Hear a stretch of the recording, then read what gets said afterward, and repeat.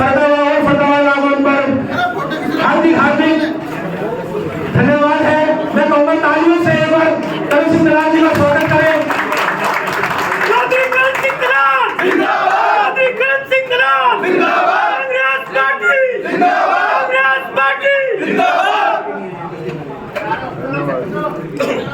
सभी भाई अपने स्थान ग्रहण कर लें, प्रेस वार्ता चालू होगी, उसके बाद सबका लंच का प्रोग्राम हो जाए ना, सब अपने स्थान ग्रहण कर लें। सब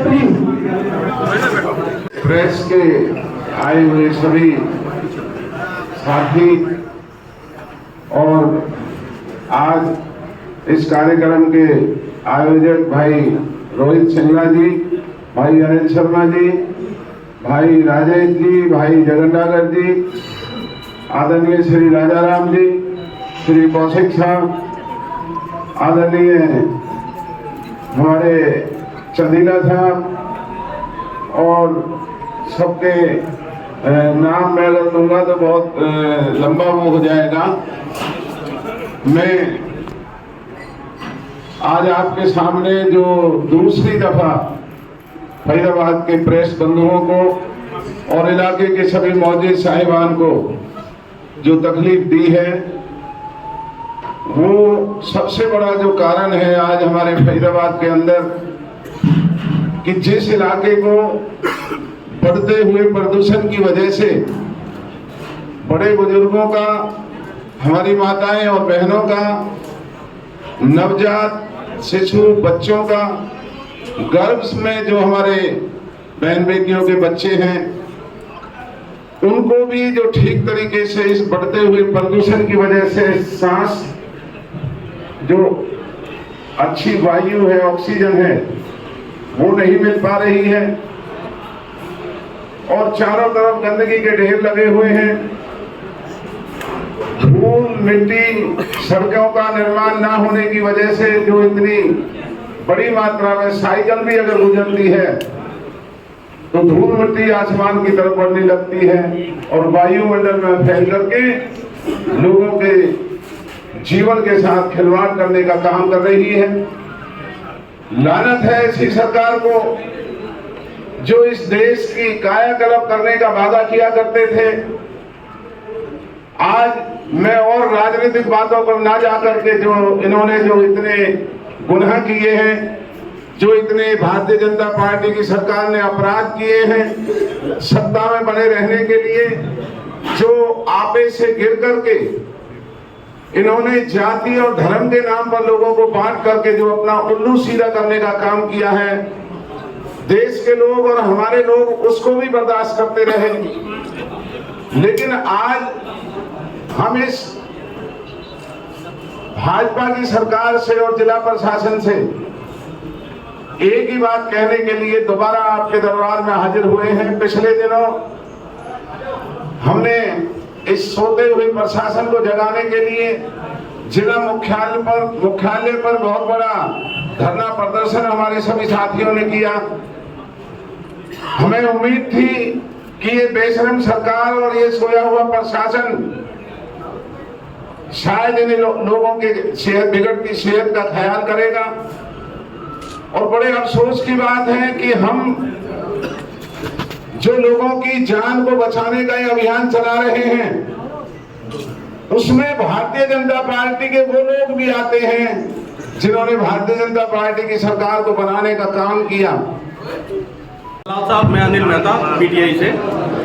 दलाल साहब, पिछली बार भी आपने पोल्यूशन को लेकर के धरना दिया था और आज भी आप यहाँ इकट्ठे हुए हैं उसी प्रदूषण को लेकर के, लेकिन क्या कारण है कि आपके ही कांग्रेसी आपसे दूरी बनाए हुए हैं, आपके कार्यक्रमों में नहीं आ रहे और आपसे दूरी बनाए हुए हैं? ये जो मैंने आपसे पहले भी कहा था और आज भी मैं आपके सामने एक बात रख रहा हूँ, जैसे मैंने बोलते हुए भी कहा, इसमें हम सबसे आग्रह करते हैं, लेकिन ये राजनीति का कोई हमारा दायरा नहीं है कि हम कोई कांग्रेस पार्टी के नाम से ही इस लड़ाई को लड़ रहे हैं। इसमें हम और हमारे साथी सभी सामाजिक संगठनों के लोग यहाँ आए हुए हैं, सभी जो RW हैं, चाहे वो किसी भी पार्टी की हो, हम उनसे भी संपर्क कर रहे हैं तो जिनको अच्छा लगता है वो आए, जिनको नहीं अच्छा लगता है अगर वो नहीं आते हैं तो इसके ये मतलब नहीं कि हम इस मुहिम को नहीं चलाएंगे। मुझे इस बात की खुशी है कि प्रदूषण को नियंत्रित करने के लिए जो फरीदाबाद में जहरीला ये वायुमंडल का जो काम सरकार प्रशासन की वजह से बिगड़ रहा है, इसे रोकने के लिए, जागृति लाने के लिए फरीदाबाद के गणमान्य लोग जो सभी दलों से हैं, संगठनों से हैं और जो भी पर्यावरण के प्रेमी हैं वो सब हमारे साथ है। इसमें पार्टी का कोई मुद्दा नहीं है। अगर पार्टी का किसी के पास टाइम नहीं है तो कोई बात नहीं, हम और हमारे सभी साथी और इलाके के सारे लोग इस लड़ाई में हमारे साथ हैं। मैं संजय गुप्ता, हर्षवर्धन न्यूज़ चैनल में स्पेशल कॉरेस्पॉन्डेंट हूँ फरीदाबाद से। आपने अभी बताया कि फरीदाबाद में जगह जगह कूड़े के ढेर लगे हुए हैं, कंपनियां पॉल्यूशन फैला रही हैं। अगर आपकी सरकार आती है तो आप कैसे दूर करेंगे इन चीजों को? इको ग्रीन जो कंपनी कूड़ा उठान करती है उसको टेंडर दिया जा चुका है, लगातार वो हड़ताल करती रहती है। आपके पास क्या विजन है? हमारा जो सबसे बड़ा लोगों के प्रति हमारा समर्पण, हमारी नीयत, हमारी नीति, जो पहले भी हमने लोगों के लिए यहाँ काम करके दिखाए हैं, तो हमारा विश्वास ये इलाका कर सकता है। लेकिन जो भाजपा के राज में भाजपा के नेता जो इको ग्रीन कंपनी का आप नाम ले रहे हैं, उसमें इस भाजपा के नेता कूड़ा करकट भी खाने का काम कर रहे हैं। और वो इको ग्रीन कंपनी किस तरीके से कर रहे हैं? आप थोड़ा पत्रकारों को बताएं किस तरीके से कूड़ा खा रहे हैं भाजपा नेता? भाजपा नेता इसका जो नियमावली जो बनी थी, जो शर्तें रखी गई थी कि इसको जो बेचने का काम होता है उसकी तोलाई किस तरीके से होगी, सरकार की तरफ से बाकायदा लेटर इशू हुआ है कि गवर्नमेंट को इस तरह का वो अपना वो बनाएगी जहां इनके ढेर वहां पर नजर आएंगे और अगर वो नहीं उठते हैं तो उनका कोई एक्शन होगा। वो कोई एक्शन नहीं हो रहा है। हमारा अगर हुकूमत होती है, इन बेईमान अधिकारियों की मजाल क्या है कि ये इस तरीके से रिश्वत खाने का काम करेंगे और लोगों को इस तरीके से मरने देंगे। अगर हमारी सरकार हुई तो हम ऐसा कभी नहीं होने देंगे, चाहे कोई नेता हो या कोई अधिकारी हो, हम उन्हें इस तरह की इजाजत कभी भी नहीं लेने देंगे कि इस तरह से लोगों की जीवन के साथ खिलवाड़ हो सकती, ना इंसानियत की जीत हो सकती।